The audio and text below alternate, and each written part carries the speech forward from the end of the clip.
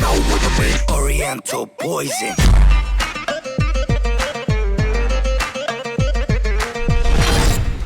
Oui, salam alaikum à tous mes très chers abonnés, j'espère que vous allez bien, que tout va bien pour vous et que votre vie se porte bien. Aujourd'hui, toute nouvelle vidéo, vous m'avez dit que mes intros sont trop longues, donc juste avant que ça commence, n'oubliez pas le petit like, le petit abonnement et le petit partage. Voilà, j'ai fait l'intro en 10 secondes. Allez, on peut attaquer la vidéo. Tout d'abord, avant que la vidéo commence, Eid Kom Mabrouk à tous les musulmans du monde entier. Et pour mes abonnés qui fêtent Noël et qui me disent « Ouais, tonton, est-ce que tu nous dis bonne fête et tout ?»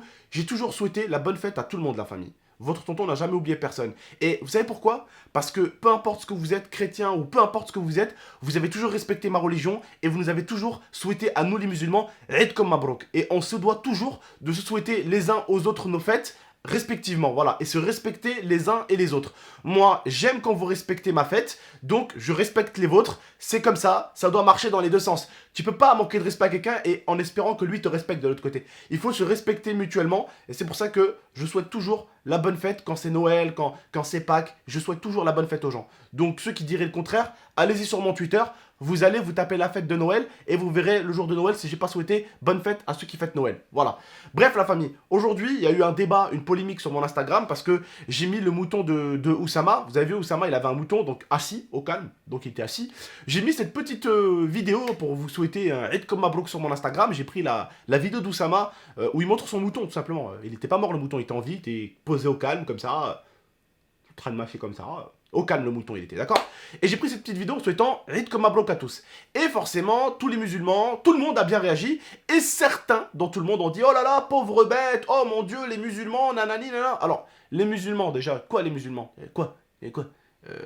Tu crois que le cochon, le poulet, la dinde, le requin, ou peu importe l'animal que tu as dans ton assiette, tu crois qu'il est né comme ça, découpé, précoupé dans ton assiette?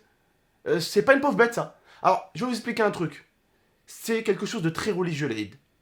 Et pour ceux qui disent « Ouais, mais il y a beaucoup de sacrifices de moutons parce que vous êtes nombreux. » Alors, je vais vous dire un truc. Il y a autant de sacrifices de moutons le jour de l'Aïd, mais les reproductions pour l'Aïd suivant sont tellement autant qu'au final, l'année d'après, il n'y a pas moins de moutons. Il n'y a pas moins de moutons. Ah, je vous rassure, vous inquiétez pas que les moutons entre le premier Aïd et l'Aïd de l'année prochaine, t'inquiète pas qu'ils ont eu le temps de faire achika chika chika aïe aïe et qu'il y en a eu des moutons. Hein. Il y en a eu à la pelle et il y en a eu même beaucoup plus qui ont été sacrifiés. Quelque chose comme l'Aïd est quelque chose où on sacrifie ça avec respect, avec amour, on partage ça avec ses voisins.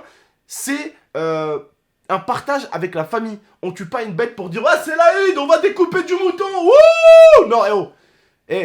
C'est une fête. C'est comme vous, par exemple, ceux qui mangent la dinde à Noël. Vous dites pas, ouais, c'est Noël, on va arracher des dindes dans tous les sens. Wouhou! Ouais, c'est pas qu'on va bouffer les œufs des poules. Oh putain, c'est vendredi, on va flinguer du poisson. Tu vois ce que je veux dire ou pas? Ça marche pas comme ça.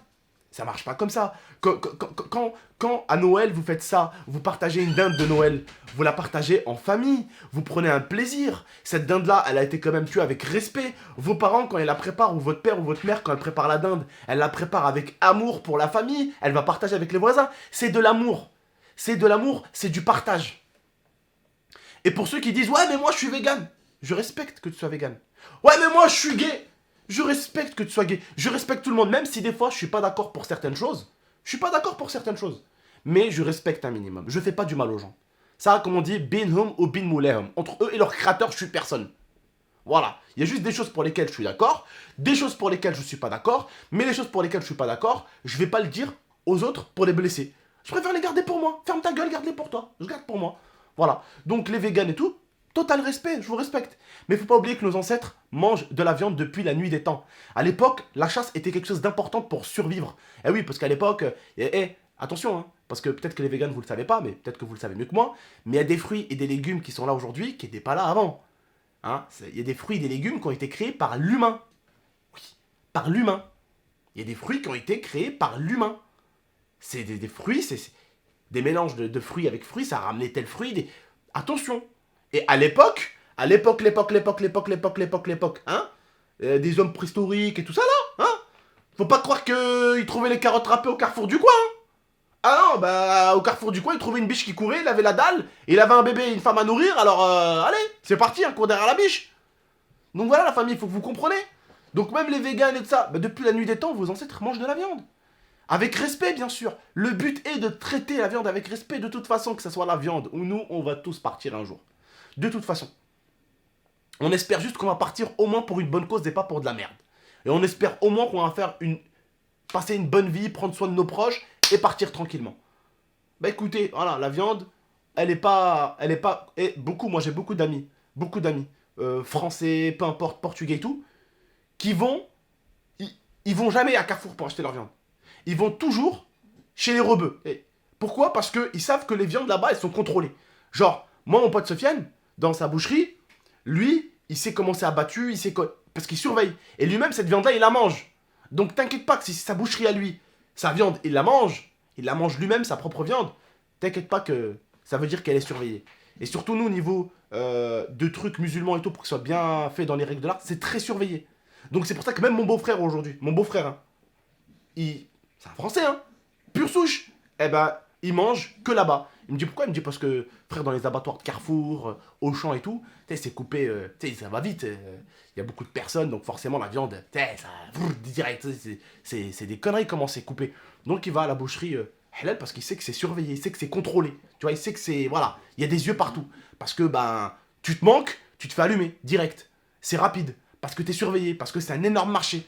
La viande halal aujourd'hui, c'est un énorme marché. Il y a beaucoup de concurrence et c'est très surveillé. Il y a le concurrent, il dit à l'autre, surveille lui qu'il fasse bien sa viande et tout, sinon on le fait couler, tu vois. Donc il y a réellement une surveillance autour des viandes halal parce que, bah, on va pas se mentir, ça rapporte beaucoup d'argent aujourd'hui. Et ils peuvent pas se permettre de faire les cons. Pour vous dire, il y avait un grand restaurant chinois ici à Grenoble. Il a arrêté de servir de la viande halal pendant un mois ou deux. Ah, il s'est fait directement allumer. Hein. Ah, il s'est fait allumer, le restaurant, il a fermé. Il a sauté très très vite. Hein. Et pourtant, au début, il distribuait de la viande halal. Et après, tout doucement, il commençait à acheter un peu de la viande haram parce que ça coûtait un peu moins cher. Parce que, bah, ça coûtait moins cher parce que certificat, tu vois, toutes les conneries là, il n'y avait pas. Donc ça coûte moins cher, forcément. Et au bout d'un moment, les gens, ils se sont rendus compte. Hein. Ah, c'était rapide. Hein. C'était rapide. On s'est vite fait d'où vient ta viande. C'est très rapide. C'est très très rapide et tu te fais allumer très très vite parce qu'on joue pas avec ça. Donc voilà la famille. La viande poêlée, le mouton est tué avec amour. Et peu importe pour ceux qui me disent, ouais, mais il y a... Vous êtes 1 milliard, donc il y a 1 milliard de moutons qui sont tués. Ouais, mais t'inquiète pas qu'en un an, les 1 milliard, il y en a bien encore d'autres milliards qui se sont bien reproduits. T'inquiète même pas, pendant un an, ils se sont bien reproduits. Crois-moi. Voilà. Donc, juste pour vous dire, la famille, calmez-vous sur Instagram pour certains. En plus, vraiment, ceux qui ont parlé se sont fait allumer. Les véganes, franchement, j'ai jamais manqué de respect à un végane. Je sais pas, respectez les autres. J'ai l'impression que les véganes, des fois, il y en a certains, la vie de ma mère, c'est des racailles.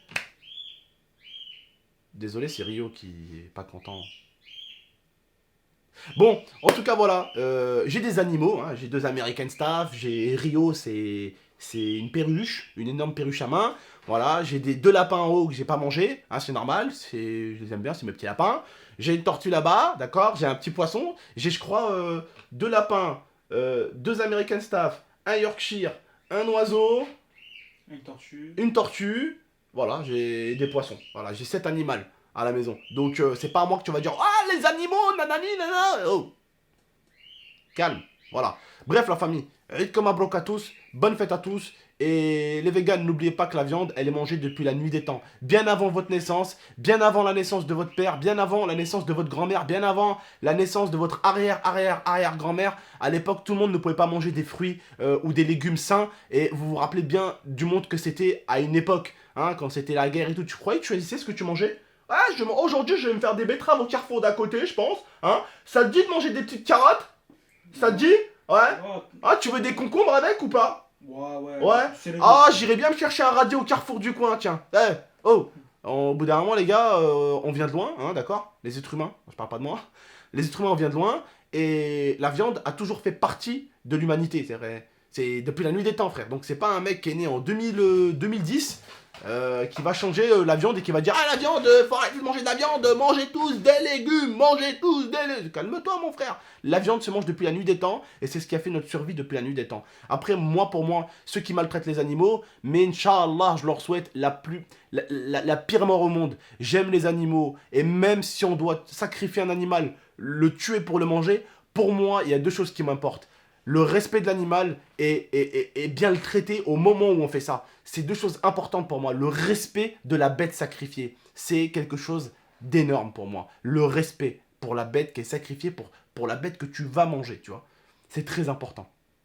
Bref, la famille. On n'est pas dans des abattoirs où on retourne les animaux à coups de taser et on leur explose le crâne contre le sol et on leur montre que leur pote juste avant, là, ils viennent de se faire allumer.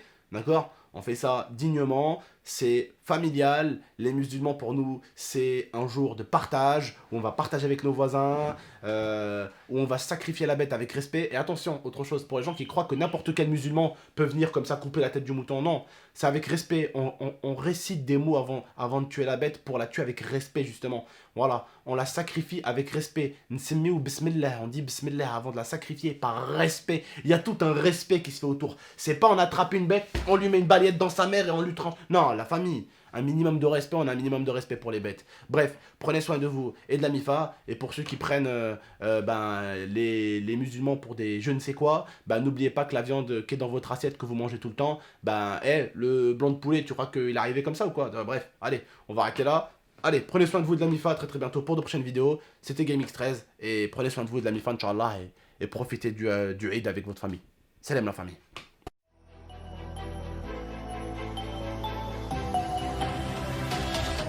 Gaming!